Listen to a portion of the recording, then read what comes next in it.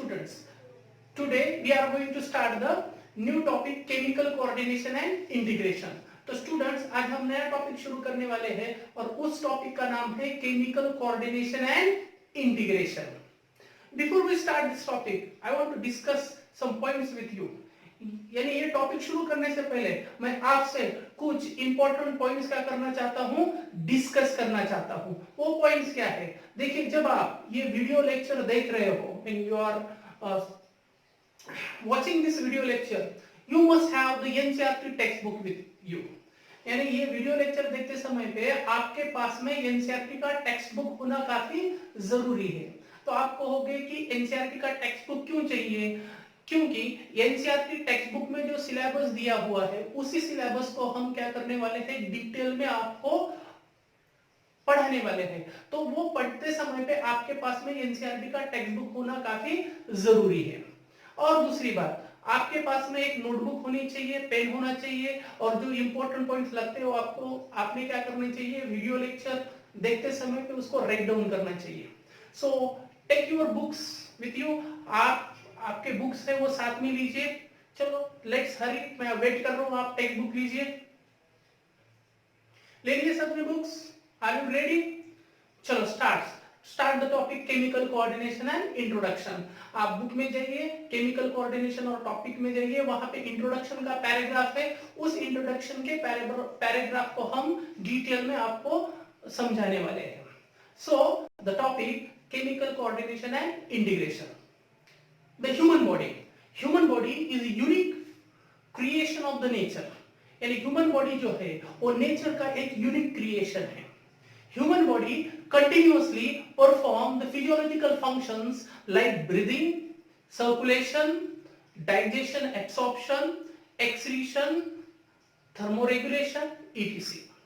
हमारी body, human body, nature का एक यूनिक क्रिएशन है और हमारी बॉडी कंटिन्यूअसली कुछ फिजियोलॉजिकल फंक्शन परफॉर्म करती है, लाइक ब्रीदिंग, यानी we inhale the oxygen rich air and we exhale the carbon dioxide rich air. At same time, whatever the food ingested by us, we digest it and absorb it. यानी जो भी खाना हम खाते हैं उसको digest किया जाता है और उसको एब्जॉर्ब किया जाता है.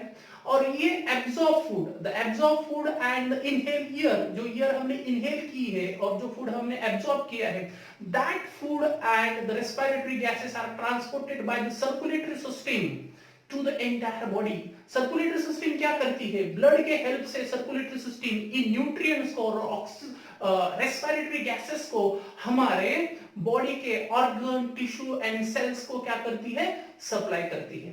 At the same time circulatory system हमारे सेल से, टिश्यू से, ऑर्गन से एक्सक्रीटरी वेस्ट, एक्सक्रीटरी गैसेस, उनको क्या किया जाता है? रिसीव किया जाता है और इसको पहुंचाया जाता है हमारे एक्सक्रीटरी सिस्टम के पास. फॉर एग्जांपल किडनी के पास, kidney filter the blood and form the urine and excrete the waste product outside the body.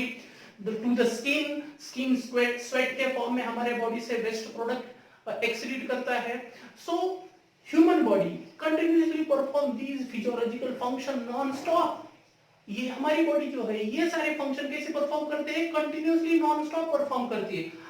For example, even we are at the rest condition, when we are sleeping, यानी हम जब सो रहे होते हैं तभी ये फिजियोलॉजिकल फंक्शन चलते हैं. When we are very active, like we are walking, running, or we are sitting, studying, or we are thinking, यानी हम जब सो रहे होते हैं, हम दौड़ते हैं, हम खेलते हैं, हम पढ़ाई करते हैं, कुछ सोचते हैं.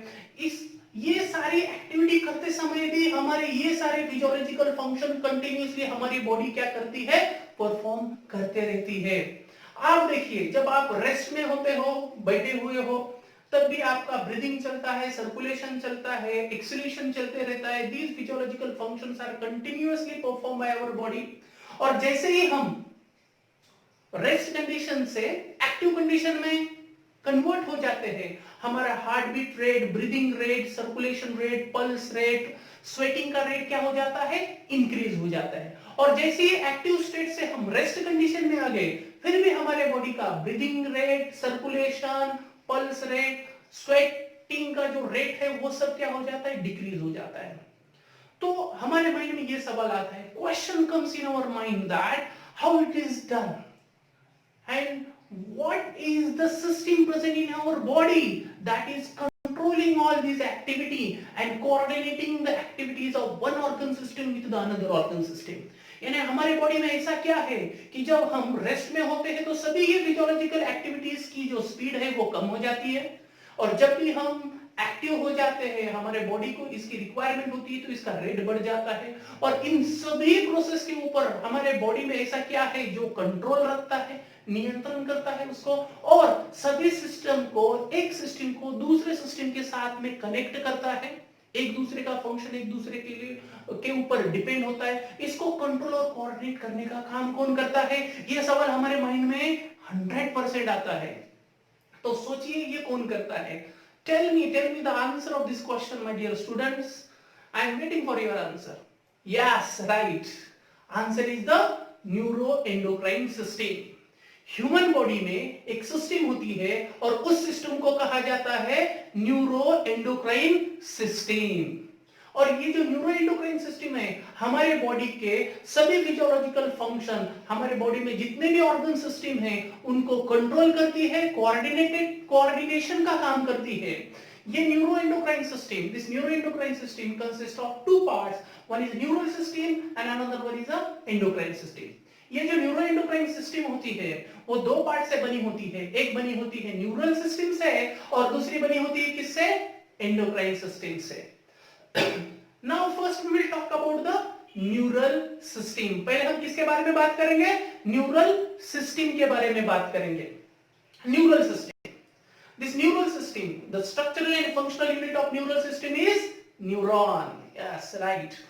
Second, कि ये जो न्यूरल सिस्टम होती है उसका स्ट्रक्चरल और फंक्शनल यूनिट यानी किससे बनी होती है? तो वो बेसिक यूनिट से बनी होती है जो उसका स्ट्रक्चरल यूनिट भी है और उसका फंक्शनल यूनिट भी है, और उसको हम क्या कहते हैं? न्यूरॉन कहते हैं। सेकंड, दिस न्यूरॉन ये काम कैसे करते हैं? How this neuron works? Neuron works by formation and conduction of action potential. यानी न्यूरॉन का काम करने का तरीका कैसा है? वो एक्शन पोटेंशियल बनाता है और उस एक्शन पोटेंशियल को क्या करता है? कंडक्ट करता है। यानी उसे जो भी ऑर्डर रिसीव करना है या जो भी ऑर्डर उसे देना है वो किसके फॉर्म में देता है? इलेक्ट्रोकेमिकल सिग्नल, जिसे हम एक्शन पोटेंशियल इंपल्स कहते हैं, वो बनाता है, उसके फॉर्म में वो सिग्नल इंफॉर्मेशन सेंड करता है। This neural system provide point to point coordination in our body. ये जो न्यूरल सिस्टम होती है वो हमारे बॉडी में पॉइंट टू पॉइंट क्या प्रोवाइड करती है? कोऑर्डिनेशन। यानी हर न्यूरल सिस्टम के नर्व्स होते हैं और ये नर्व्स, उसके नर्व फाइबर्स बॉडी के डिफरेंट ऑर्गन को सप्लाई किए जाते हैं, टिश्यू को सप्लाई किए जाते हैं, और ये हमारे बॉडी में point to point coordination system क्या करती है? प्रोवाइड करती है। Neural coordination is fast but short life. Neural coordination जो होता है, कंट्रोल जो होता है वो काफी फास्ट होता है, लेकिन वो कैसे होता है? शॉर्ट लाइफ होता है, यानी काफी कम समय के लिए होता है। ये जो मैंने अभी डिस्कस किए ये फीचर है न्यूरल सिस्टम के। इन फीचर को हम थोड़ा सा डिटेल में इलैबोरेट करके आपको समझाते हैं, यानी आपको ये समझ में आना है। For example you can see in the diagram, आप डायग्राम में देख सकते हो, there is a central nervous system of the human being. Human being की क्या है? सेंट्रल नर्वस सिस्टम है, जिसमें ब्रेन है एंड स्पाइनल कॉर्ड है। ये आपने तो डिटेल में न्यूरल कंट्रोल और कोऑर्डिनेशन में पढ़ा है कि the CNS consist of brain and spinal cord. Now we know that the brain have the 12 pairs of cranial nerve, यानी ब्रेन से क्या निकलता है? 12 pairs of cranial nerves निकलती है, और ये cranial nerves कहां पे जाती है? डिफरेंट ऑर्गन्स को। आप डायग्राम में देख सकते हो ये cranial nerve जाएंगे ऑर्गन को, like nose, tongue, ear, eyes, face, head etcetera. यानी the cranial nerves originate from the brain. There are 12 pairs of cranial nerves that originate from the brain and they are supplied to the different body organs.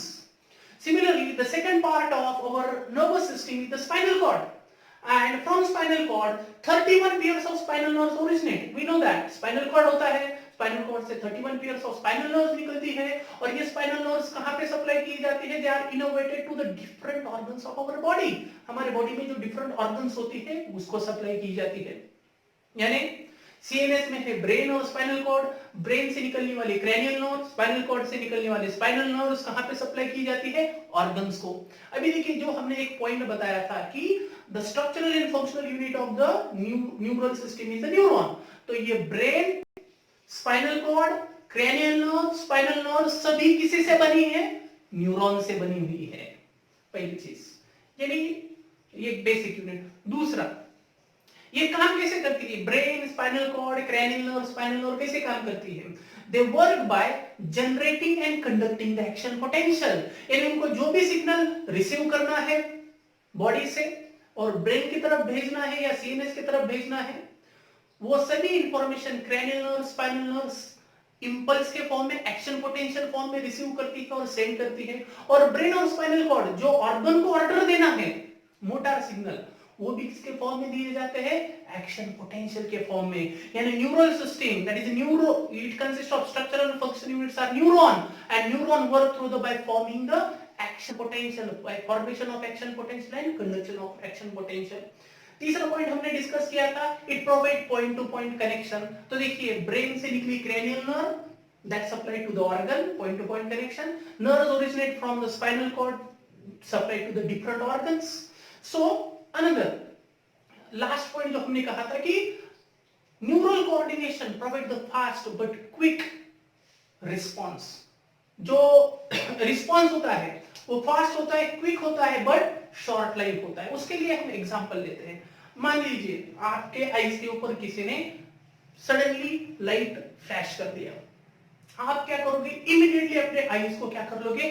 Close कर लोगे। तो देखिए इसमें हुआ क्या, light आपके eyes के ऊपर फोकस हुआ, आईज ने उसको रिकॉग्नाइज किया और इमीडिएटली आईज क्या कर ली? क्लोज कर ली। यानी देखिए एक्शन, यानी जो भी स्टिमुलस है वो आईज ने रिसीव किया, रिसीव करने के बाद में हमने वर्बली तो नहीं सेंड किया कि लाइट आया है, अभी हमें हमारे आईज क्लोज करनी चाहिए, वर्बल लैंग्वेज नहीं यूज हुआ, एक्शन पोटेंशियल जनरेट हुआ। उस नर्व ने, क्रैनियल नर्व ने, उसमें जो न्यूरॉन है, उस न्यूरॉन ने एक्शन पोटेंशियल बनाया और उस एक्शन पोटेंशियल को कंडक्ट किया ब्रेन तक। ब्रेन ने भी उसे रिसीव किया, प्रोसेस किया और मोटर सिग्नल बनाए। और आप आपकी आंखें क्लोज कर लो, ये वर्बल फॉर्म में इंफॉर्मेशन नहीं दिया, एक्शन पोटेंशियल के फॉर्म में इंफॉर्मेशन दी और हमने सडनली आईज क्या कर ली? क्लोज कर ली। और आईज क्लोज करना, ये रिस्पॉन्स कैसा था हमारा? क्विक था, फास्ट था, रैपिड था और शॉर्ट टर्म था। इमीडिएटली जैसे लाइट चली जाती है हम हमारी आंखें खोल लेते हैं। यानी neural coordination is quick, fast, rapid, but it is short life, it is not long term. So these are the neural system.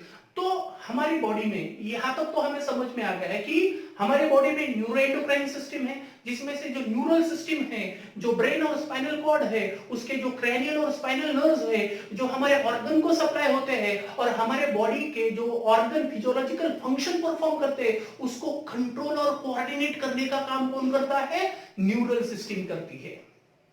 ये तो समझ में आ गया। फिर आगे क्या? अगर हमारे बॉडी में न्यूरल सिस्टम है जो हमारे बॉडी के फिजियोलॉजिकल फंक्शन परफॉर्म करने वाले ऑर्गन सिस्टम को कंट्रोल कोऑर्डिनेट करती है, तो फिर हमें एंडोक्राइन सिस्टम की क्यों रिक्वायरमेंट है? Why there is a need of endocrine system? सवाल तो बनता है। डेफिनेटली सोचो, सोचो इस सवाल का जवाब। Please give the answer my dear student. क्या है? सोचो सोचो। Yes, I am waiting for your answer. क्या है? यस, राइट, राइट बेटा। So answer for this question is the endocrine system is required. Why? Because the nerve fibers, what I am telling, hear carefully, मैं जो भी बोल रहा हूं वो आप काफी केयरफुली सुनो। क्या? The nerve fibers of neural system, यानी न्यूरल सिस्टम के नर्व फाइबर्स, नर्व फाइबर यानी क्रैनियल नर्व, स्पाइनल नर्व्स, इसके branches, nerve fibers of neural system do not innervate the all cells of the body. यानी ये जो nerve fibres है वो हमारे बॉडी के जितने भी सेल्स है उनको सप्लाई नहीं हो पाते हैं, but the cellular functions are needed to be regulated, coordinated continuously. लेकिन जो हमारे बॉडी के जितने भी सेल है उनका फंक्शन रेगुलेट करना, कोऑर्डिनेट करना कंटिन्यूअसली नॉन स्टॉप, ये काफी जरूरी है। तो कंट्रोल करने वाली न्यूरल सिस्टम थी। न्यूरल सिस्टम तो ऑर्गन तक जाती है, टिश्यू तक जाती है, लेकिन सेल तक नहीं जा पाती है। यहीं पे प्रॉब्लम है, यानी neural system is not able to reach out to all cells of the body, then how the function can be regulated. जो सेलुलर फंक्शंस है हमारे बॉडी के, how the cellular function will be regulated, and that function is needed to be regulated, and for that kind a special kind of coordination and integration has to be supplied। एक special type की coordination और integration system की जरूरत होती है कि जो क्या कर सके, न्यूरल सिस्टम जो ब्रेन और स्पाइनल कॉर्ड से निकलती है, ऑर्गन तक जाती है, टिश्यू तक जाती है, लेकिन सेल तक नहीं पहुंच पाती है। तो हमारे बॉडी के सेल के जो फंक्शन है उनको कंटिन्यूअसली रेगुलेट, कोऑर्डिनेट करना जरूरी है, और ये सेल के फंक्शन को कोऑर्डिनेट और कंट्रोल करने का काम जो करती है वो करता है हार्मोन्स ऑफ एंडोक्राइन सिस्टम। कौन करता है? Hormones of endocrine system. यानी एंडोक्राइन सिस्टम बनी होती है एंडोक्राइन ग्लैंड से। एंडोक्राइन ग्लैंड सिक्रीट करती है हार्मोन्स, और ये हार्मोन्स हमारे बॉडी के जो सेल्स होते हैं उनका फंक्शन क्या करती है? कंट्रोल करती है। यानी हमारे बॉडी में दो सिस्टम है, एक है न्यूरल सिस्टम और दूसरी कौन सी है? Endocrine system. Both these two system jointly control and coordinate the physiological function of the body। यानी ये न्यूरल सिस्टम और एंडोक्राइन सिस्टम दोनों मिला के हमारे बॉडी के फिजियोलॉजिकल फंक्शन को क्या करती है? कंट्रोल और कोऑर्डिनेट करती है। अब ये था हमारा टॉपिक का introduction, that is neuro endocrine system के बारे में। होप सो आपने काफी इस ध्यान देके इस वीडियो लेक्चर को देखा होगा और एनसीईआरटी का टेक्स्ट बुक में पास में रखा होगा और इंपॉर्टेंट पॉइंट्स नोट डाउन भी किए होंगे। अब इसके ऊपर एक आपके लिए एक सवाल है, देखिए स्क्रीन के ऊपर एक सवाल आ रहा है, जो भी हमने पढ़ा है उसके ऊपर एक हम क्वेश्चन ले लेते हैं। What is the question? You can read that. Endocrine system is required for, यानी एंडोक्राइन सिस्टम जो है वो किसके लिए जरूरत है, यानी उसकी रिक्वायरमेंट क्या है हमारे बॉडी में, वो क्यों है? So first option, to provide point to point rapid coordination among the organs, यानी point to point rapid coordination provide करना है organs के अंदर, इसलिए हमें endocrine system की requirement है। Second, to counter the neural system, neural system को counter करने के लिए, इसका मतलब ये system endocrine system neural system के against काम करती है। दूसरा C, continuous regulation of cellular function, यानी cellular function continuously regulate करने के लिए इसकी requirement है। और फोर्थ ऑप्शन है quick and short live coordination, यानी क्विक और शॉर्ट लाइव कोऑर्डिनेशन परफॉर्म करने के लिए। So please give the answer of this question, इस सवाल को सॉल्व कीजिए। आई am waiting for your answer, मैं आपके आंसर का वेट कर रहा हूं। कमेंट बॉक्स में आप उसका कमेंट कर सकते हो, उसका आंसर भेज सकते हो, और इस सवाल का आंसर मैं नेक्स्ट लेक्चर में प्रोवाइड करूंगा। Thank you very much.